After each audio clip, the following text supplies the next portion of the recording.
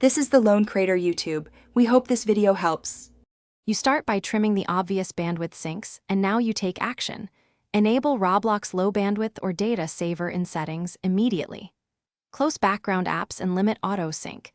This reduces upload chatter while you play.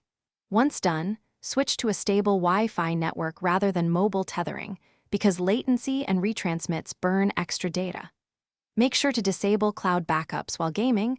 Those can spike usage unexpectedly. These steps cut baseline consumption fast and prepare you for more precise controls next. Next, you change in-game behavior and settings to control packet flow. Lower graphics quality and reduce view distance. Fewer assets stream, so network requests drop.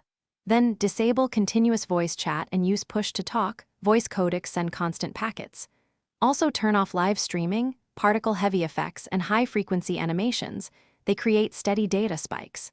Once adjusted, monitor your data with a simple counter or router stats, because seeing usage helps you refine which tweak saves the most bytes. To finish, lock in limits and verify savings. Apply router co-s or a bandwidth limiter to cap Roblox, and test different game servers to find lower usage routes. Record data per session to measure impact, and schedule updates off-peak so background downloads don't interfere. If something breaks, lag spikes, or missing assets, restart the router, clear Roblox cache, and recheck low bandwidth toggles.